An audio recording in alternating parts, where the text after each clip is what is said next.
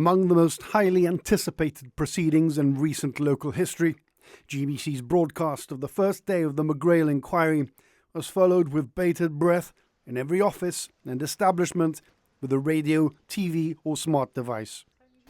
The inquiry's lead counsel, Julian Santos, has been on his feet for nearly 6 hours today. He's had to sift through a colossal 94 witness statements, and his opening submissions were, at times, broad summaries, but sometimes delved into great detail. But it's all provided context for the evidence we'll be hearing in the coming weeks. Sir Peter Openshaw's opening words were brief and to the point, observing the events of the last few weeks, but not dwelling on them, and saying he's determined to fulfil his terms of engagement. But quite how, if at all, the new Act will otherwise impact upon the inquiry remains to be seen. But it is important that I make abundantly clear that nothing in the new Act affects my resolve, and indeed my duty under the law, to find and report upon the facts which I am determined to do.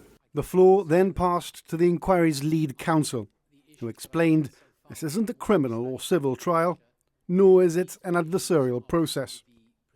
He said there had been a cacophony of public commentary in recent weeks, which had been painful for Gibraltar, and it was important to finally ventilate these issues. Mr Santos dedicated a large part of his opening submissions to summarising the evidence already provided by core participants.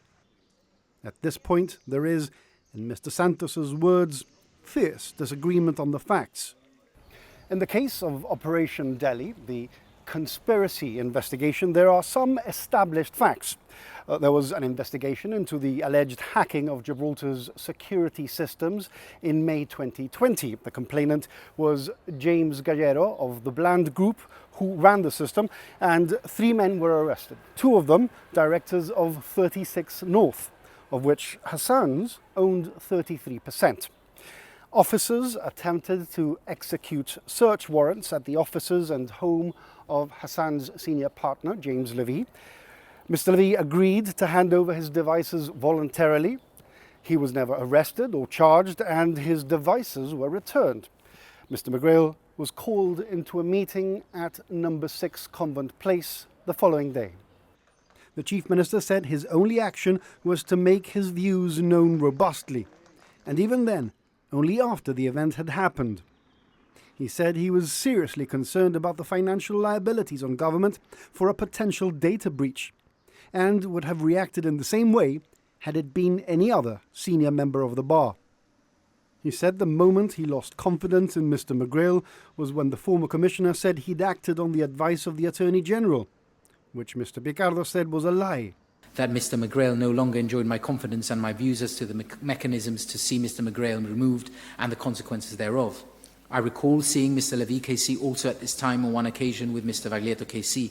I believe I saw him at my home, the security of which is incidentally provided by OSG, who have a live video feed. I recall also that Mr Levy KC was at this time both incensed but also deeply embarrassed by the events of his home and office being searched. Mr McGrail says the Chief Minister gave him the dressing down of his 36-year career. He said he felt Fabian Picardo was threatening him and questioning an operational matter which was inappropriate. He also said the Attorney General was mistaken in his assertion that any agreement had been reached. I left the cabinet room quite shaken and in utter disbelief. I'd somehow expected there to be reactions post to the search warrants being executed on JL, but I never did anticipate the level of chastisement I was subjected to.